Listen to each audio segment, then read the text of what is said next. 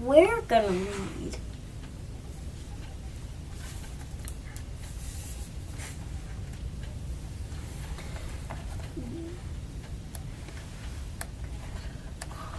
Little sister was quite little. It's getting late, said Mom. Time for bed. I should get to go to bed later, said Little Critter, because I'm older. I don't want to go upstairs alone, Little Sister complained. She keeps me awake, said Little Critter. I do not. I go right to sleep, said Little Sister. Dad settled the argument.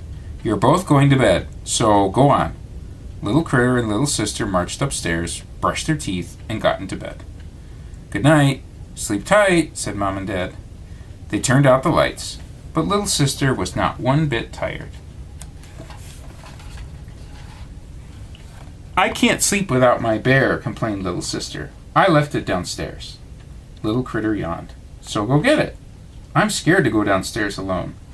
Little Critter sighed and went to get Little Sister's bear. He got back into bed. This is my brown bear, Little Sister frowned. I sleep with the pink one. Okay, said Little Critter. If I get the pink one, will you go to sleep? Yes. This time Little Critter brought the pink bear. He got into bed one more time. I think my fuzzy blanket is downstairs too, said Little Sister. Why didn't you tell me that before? I didn't think of it, said Little Sister. You don't need all this stuff in your bed to sleep, Little Critter said. You are too fussy.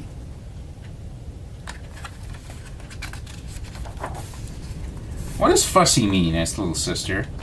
I'll tell you a story about a fussy princess, and then you'll know, answered Little Critter. Once upon a time, a long, long time ago, there was a fussy princess who couldn't sleep unless everything was just right. She had to have her favorite blanket and all her dolls in her bed. You're telling a story about me. I don't like stories about me, said Little Sister. Are you a princess who lived a long, long time ago? Asked Little Critter.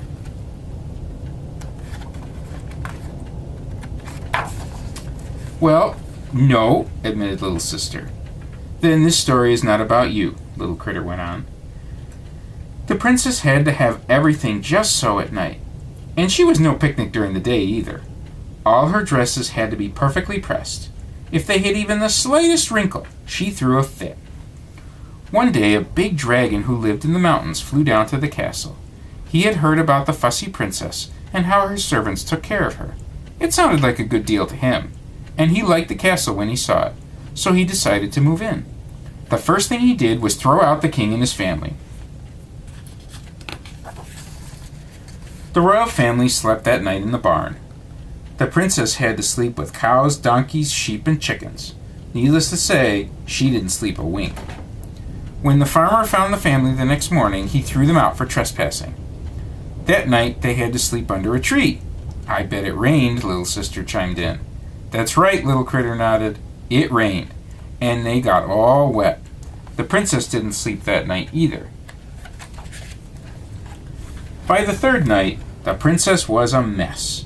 Her gown was torn and dirty, and was it ever wrinkled. Not only had her family been thrown out of the castle, but the dragon had her favorite blanket and all her dolls. This was just too much. The princess threw a fit. She screamed until her father promised to go and get her things from the dragon. When I scream, Daddy makes me go sit in our room, said Little Sister. Little Critter continued. Her father went to the castle, pounded on the door, and told the dragon to open up. And that's just what the dragon did. He opened the door and blew his fiery breath at the king. The king ran back to his family under the tree, defeated and slightly scorched. Scorched means he eaten him a little. He cooked him. Yes, he did. So the princess made up her mind to do something herself. She would sneak into the castle that night when everyone was asleep. It was very late when she reached the castle. She crept upstairs to her room and found the dragon sleeping in her bed with her favorite blanket and all her dolls. Boy, was she mad. Wasn't she scared? Little Sister wondered. Of course, Little Critter said, but she was even more angry than scared. The princess was so angry, she went to the laundry room and got a bucket of soapy water. She threw it right into the sleeping dragon's face. The dragon woke up with a snort and a sputter. "Now you're gonna get it," the dragon said to the princess. He glared at the princess and showed her his fangs. Now the princess was more scared than angry, said Little Critter. She backed away toward the door. The dragon took a deep breath to blow fire at her, but all that came out were soapy bubbles. The princess had put out his fire. "What did the dragon do?" asked Little Sister. "He cried," said Little Critter.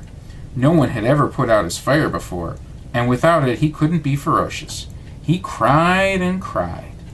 The king and queen were worried sick when they discovered that the princess was missing.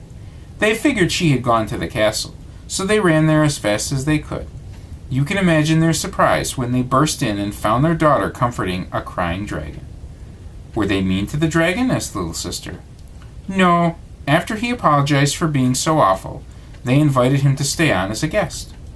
"Anyway," said Little Critter, "the princess was so happy to be back in the castle that she decided not to be fussy anymore. She realized it didn't matter if her favorite blanket wasn't in just the right spot, or if one of her dolls was in another room." "Is that all?" asked Little Sister. "That's it. Now go to bed." "But I can't sleep without my fuzzy blanket." "Didn't you understand the story?" Little Critter asked. "Yes, I did," replied Little Sister. "But I'm not a princess, and there's no dragon in my bed." Little Critter groaned. "If I get your fuzzy blanket, do you promise to go to sleep?" "Yes, if you also get me a drink of water on the way back." Little Sister was still not asleep. "What are you doing?" Little Critter asked. "Nothing," said Little Sister. Munch, munch, munch. "You're eating something." "Give me a cookie," said Little Critter. "No!" "Did you ever hear the story of the bear who wouldn't share?" "No." "Then I'm going to tell it to you," Little Critter said. Once upon a time, Mr. Bear made pies and jams and all sorts of good things to eat and stored them in the back of his cave. You see, bears sleep all winter, and he wanted to make sure there would be a nice breakfast waiting for him when he woke up in the spring. He ate dinner, put on his soft pajamas, and crawled into bed, ready for a long winter's rest. But he hadn't dozed off for more than a month when he was awakened by a loud knocking at his door. There, huddled on his doorstep, was a little critter. The little critter said, "Please, Mr. Bear, would you let me come in? It has been the coldest winter ever, and I'm half frozen and half starved." The bear thought it over. "You can come in if you like," he said, "but I'm just a poor bear, and I have nothing to eat." "That's not true," Little Sister cried. "He has all those pies and other stuff he was saving." "I know," said Little Critter. "Just listen." The bear let the little critter sleep in the rug by the fireplace. Then he crawled back into his own bed. But soon he was awakened by another banging on the door. Now there was a family of cold, hungry rabbits on his doorstep. "I will let you in to warm yourselves," said the bear, "but I can't spare anything to eat." So the rabbits snuggled down in a washtub. Then the bear went back to sleep. "I don't like that bear," said Little Sister, reaching for another cookie. "He was pretty selfish," agreed Little Critter. Before long there was still more banging on the door. This time there were all sorts of forest animals on the doorstep. "Come in," Mr. Bear told them, "but there's no food." The cave was crowded by this time, but everyone found a place to sleep. Then the bear nestled back into his bed. As he dropped off to sleep, he could hear the animals crying because they were hungry. That night the bear had a dream. He dreamed that his conscience came to visit him. "What's a conscience?" asked Little Sister. "The part of you that tells you to be fair and do good things," explained Little Critter. "Oh," said Little Sister. The conscience asked the bear how he could just lie there like a big lump of fur and let the other animals starve. The bear tried to stick up for himself. He said, "If I feed them all, I won't have anything left to eat in the spring. Then I'll be hungry." "Sweet dreams to you, then," grumbled the conscience, and disappeared. But his dreams weren't sweet, said Little Critter. They were all about those hungry animals. Suddenly the bear jumped out of bed. "I just remembered," he said. "I have a whole storeroom full of good things to eat." He threw open the storeroom door and told everyone to dig in. Then he went back to bed and slept soundly. Finally spring came, and the bear woke up. He rubbed his eyes and looked around. No one was there. They had all gone back to their homes. He looked in the storeroom, but all that was left was one wrinkled apple. The bear was terribly hungry, and he was wondering what he was going to do when he noticed a pile of letters that had been stuck under his door. He opened one and read it. It said, "Dear Mr. Bear, thank you for sharing your delicious food this winter. When you wake up in the spring, you must come to my house for breakfast. Sincerely, the little critter who stayed in your cave." The bear opened more letters, said Little Critter, and each letter was more wonderful than the last. Someone even promised to bring a feast right to his cave. A big tear came to Mr. Bear's eye, and he thought, "Why, I have everything I could ever want this spring. Food and friends." "Here," said Little Sister, passing him a box of cookies. "Hey, there's only one cookie left," said Little Critter. "That's because you told such a long story," Little Sister answered. Little Sister was wide awake. She turned on the lights. "The wind is blowing so hard that it's scaring me," said Little Sister. Little Critter thought for a moment. "Did you ever hear the story of the day the wind stopped blowing?" "No," said Little Sister. "Will you tell it to me?" "Sure," said Little Critter, and he began. "Once upon a time, the wind blew even harder than it does now." "Why does he blow so hard?" asked Little Sister. "It makes him feel good," said Little Critter.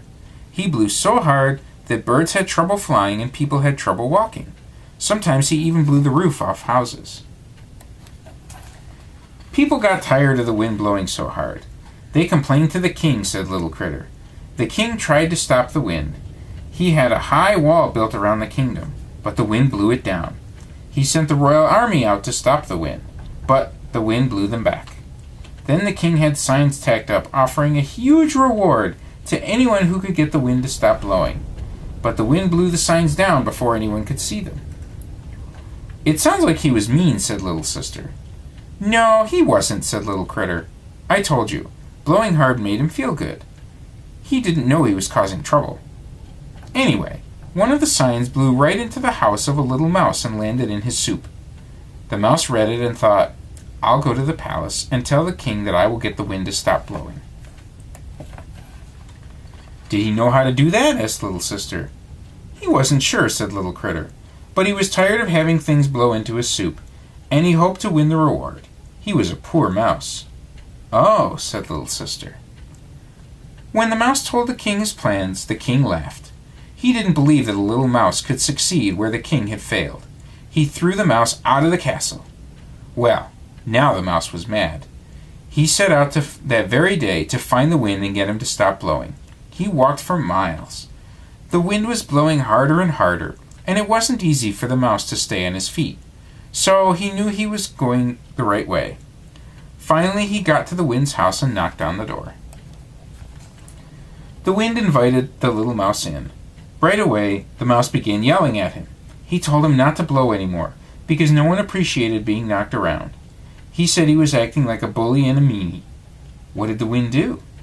Well, the wind was very surprised to hear all this, and his feelings were hurt. Without saying a word, he went upstairs and closed the door. After the wind left, the mouse noticed that the air was very still. Not even a tiny breeze was blowing. "Hooray! I did it! I got the wind to stop," he thought. The mouse started back to the castle. Along the way, he noticed how hot it was now that there was no wind. And because there was nothing to blow the clouds away, it had started to rain. Nobody looked happy. When the mouse marched into the throne room and demanded his reward, the king glared at him.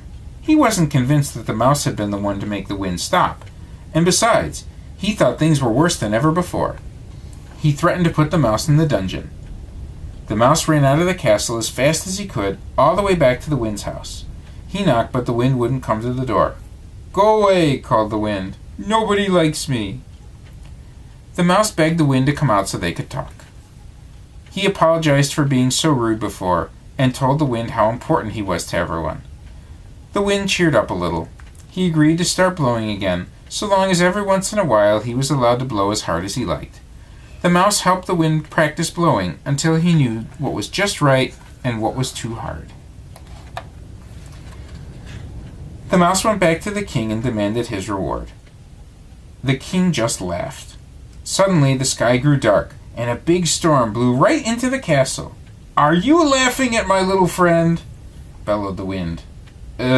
Why, no," muttered the king. "I was laughing because I'm so happy to give him a big reward." "Be sure that you do," boomed the wind. who winked at his friend and then blew himself home. The king, true to his word, gave the little mouse the reward and made him the official royal weather mouse. The mouse was very happy. So you see, the wind is friendly and not scary at all. Is that the end of the story? Asked Little Sister. Yes. Now go to sleep, said Little Critter.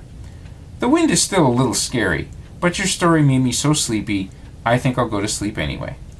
Little Sister turned off the light and snuggled under the covers. Good. And good night, answered Little Critter. And within minutes, Little Sister was sound asleep.